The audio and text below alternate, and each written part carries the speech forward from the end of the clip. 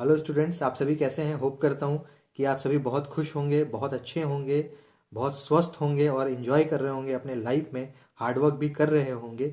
और आप सभी से वीडियो शुरू करने से पहले एज़ यूजुअल रिक्वेस्ट करता हूँ, प्रार्थना करता हूँ, विश करता हूँ कि अगर मेरा कंटेंट आपको अच्छा लगे तो प्लीज़ यूट्यूब के चैनल को, मेरे वीडियो को सब्सक्राइब कर लें चैनल को सबसे पहले, तो उसके बाद लाइक करें और अपने फ्रेंड्स, रिलेटिव्स और सोशल मीडिया वेबसाइट्स पे, सोशल मीडिया के प्लेटफॉर्म पे मेरे वीडियो को अगर आपको अच्छा लगे तो ज़रूर शेयर करें और अपने फ्रेंड्स, रिलेटिव्स और तमाम तरह के लोगों से भी सब्सक्राइब करवाएं। ये मेरा आपसे रिक्वेस्ट है और होप भी है कि आप ऐसा ज़रूर करेंगे।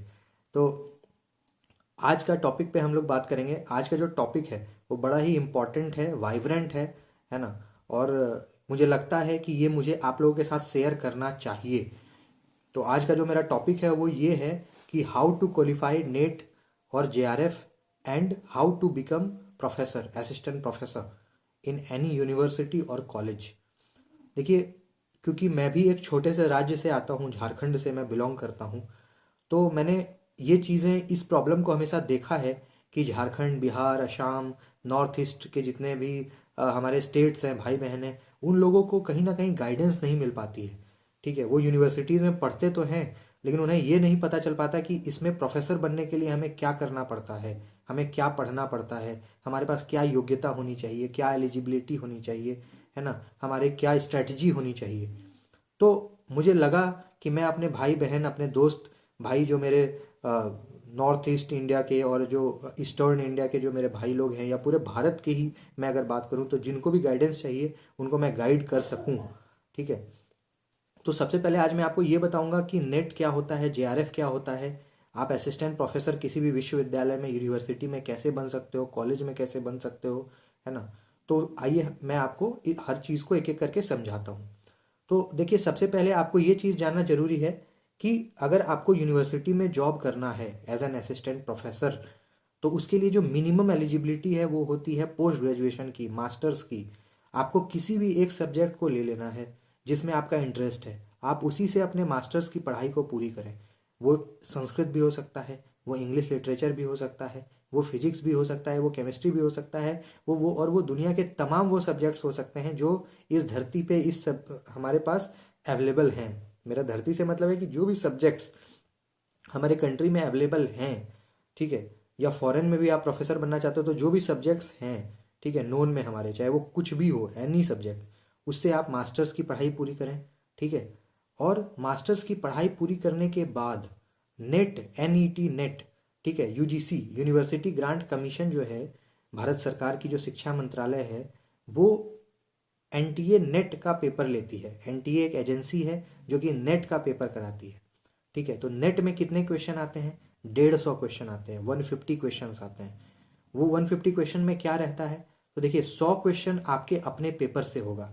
अगर एग्जाम्पल के तौर पे, इंस्टेंस के तौर पे मैं आपको बताऊं, तो कोई अगर स्टूडेंट है जो कि केमिस्ट्री ऑनर्स का है, या कोई इंग्लिश ऑनर्स का है, कोई इकोनॉमिक्स ऑनर्स का है, ठीक है, तो उसको 100 क्वेश्चन तो अपने सब्जेक्ट के आएंगे, और ईच क्वेश्चन कैरीज 2 मार्क्स। हर क्वेश्चन 2 नंबर का होगा, 2 अंकों का होगा।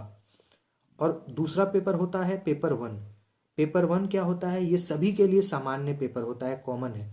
चाहे वो ह्यूमैनिटीज़ का बच्चा हो, चाहे वो कॉमर्स बैकग्राउंड का हो, चाहे वो आर्ट्स का हो, या साइंस एंड टेक्नोलॉजी का बच्चा हो, इन सभी के लिए जो भी नेट के अंदर जितने भी पेपर्स आते हैं, नेट के अंदर टोटल 80 पेपर्स आते हैं, 80 पेपर आते हैं, उनका लिस्ट भी मैं आपके साथ शेयर करूंगा। तो उन 80 पेपर्स में जितने भी हैं, चाहे वो Hindi honours, English honours, Sanskrit honours, physics honours, chemistry honours, economics honours and blah blah blah, जो भी सब्जेक्ट्स हैं, उन सभी के लिए पेपर वन जो होता है वो कॉमन होता है। उसमें 50 क्वेश्चन आते हैं, और हर क्वेश्चन जो है 2 मार्क्स का होता है। Each question carries 2 marks. उस पेपर वन में क्या पूछा जाता है आपसे? उसमें टीचिंग के एप्टीट्यूड से सवाल आता है, रिसर्च एप्टीट्यूड से सवाल आता है, कम्युनिकेशन से सवाल आता है, कुछ मैथमेटिक्स के क्वेश्चन होते हैं, कुछ करंट अफेयर्स रहता है, कुछ साइंस से रिलेटेड बेसिक क्वेश्चंस होते हैं। ठीक है, तो ये एक सामान्य पेपर है। ठीक है, सामान्य पेपर है। इसमें ये चीज़ें आती हैं, ये बहुत टफ नहीं होता। अगर आप थोड़ा बहुत इस पे अप्रोच करोगे तो पेपर वन आप कर सकते हो। ठीक है, और पेपर टू जिसमें आप स्पेशलिस्ट हो, चाहे आपका सब्जेक्ट इंग्लिश है तो आप इंग्लिश के प्रोफेसर बनोगे, केमिस्ट्री है तो केमिस्ट्री के प्रोफेसर बनोगे, फिजिक्स है तो फिजिक्स के प्रोफेसर बनोगे। तो दूसरा पेपर वो होता है। तो नेट में कितने पेपर हो गए? पेपर 1 और पेपर 2। पेपर 1 सामान्य सबके लिए के लिए एक होगा, उसमें मैथ्स के, रिसर्च के, टीचिंग के, कम्युनिकेशन के 10 यूनिट टोटल हैं, वो सिलेबस हैं। ठीक है, टोटल 10 यूनिट्स हैं। कौन कौन से? Teaching, research, communication, reading comprehension, mathematical reasoning, data interpretation, people and environment, information technology, higher education, polity and governance और लॉजिकल रीजनिंग। ये 10 यूनिट हैं। इन 10 यूनिट से आपके 50 क्वेश्चन आएंगे और अंक कितना होगा? 100। और आपके अपने पेपर से 100 क्वेश्चन आएंगे, उसके 200 नंबर होंगे। इस एग्जाम में कोई नेगेटिव मार्किंग नहीं होती है। There is no negative marking in this examination. इस चीज़ को आप समझ लीजिए कि इसमें कोई नेगेटिव मार्किंग नहीं है। आप जितना चाहें उतने क्वेश्चंस को टिक कर सकते हो। उसके बाद एग्जाम देने के बाद इसका आता है कट ऑफ, मेरिट लिस्ट आती है। उस मेरिट लिस्ट में सारे सब्जेक्ट्स का अलग अलग कट ऑफ जाता है। अगर मैं इकोनॉमिक्स की बात करूं तो जो इकोनॉमिक्स से नेट की परीक्षा देते हैं उसके लिए जो कट ऑफ जाता है वो करीब करीब 65%, 64%। जो इंग्लिश ऑनर्स से देते हैं उनका 60%, संस्कृत ऑनर्स से देते हैं उनका 70%। ये अलग अलग कट ऑफ अलग अलग ईयर्स में जाता है। ऐसा कुछ फिक्स नहीं है कि जी इंग्लिश वालों का 60 ही जाएगा, इकोनॉमिक्स वालों का 65 जाएगा कट ऑफ, ऐसा नहीं है। ये डिपेंड करता है आपके क्वेश्चन के लेवल पे, नंबर 1। और नंबर 2 कि कितने बच्चों ने नेट का पेपर दिया। करीब करीब 10 लाख बच्चे हर साल में 2 बार ये परीक्षा होती है, तो दोनों बार करीब करीब 10 से 15 लाख बच्चे एग्जाम में देते हैं। उस हिसाब से कट ऑफ भी जाता है। लेकिन सामान्यतः बेसिकली अगर हम बात करें तो 60 से 70% के बीच कट ऑफ करीब करीब सभी सब्जेक्ट्स का रहता ही है ना। अब इस एग्जाम को पास करने का क्या फ़ायदा है, इस चीज़ को समझिए।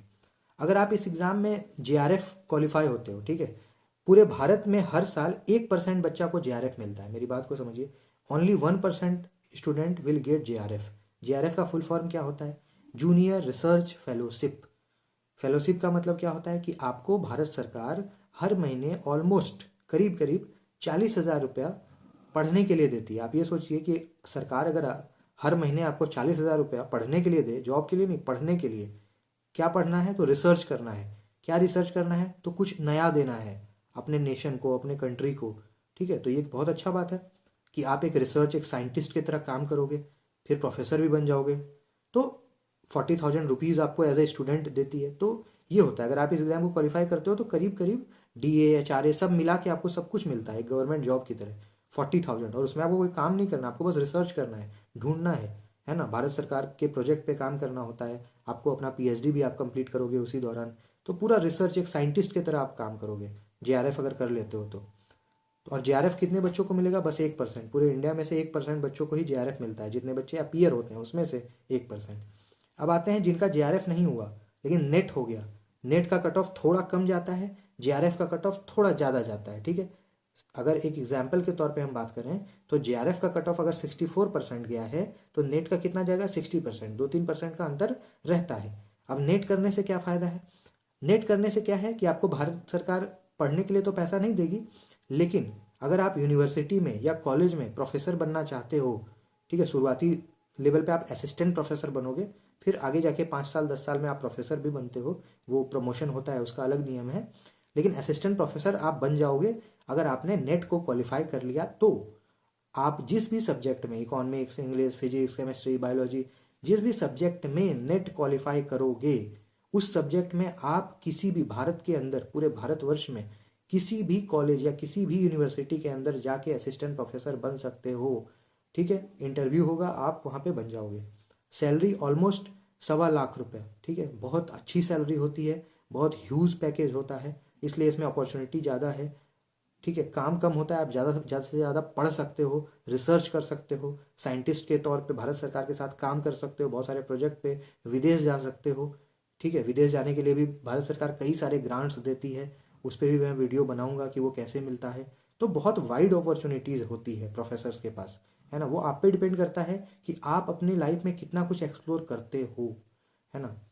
बाकी अगर आप असिस्टेंट प्रोफेसर भी बन जाते हो तो आपकी सैलरी करीब करीब 1,25,000 के आसपास आज के टाइम में असिस्टेंट प्रोफेसर को सेंट्रल गवर्नमेंट सैलरी देती है।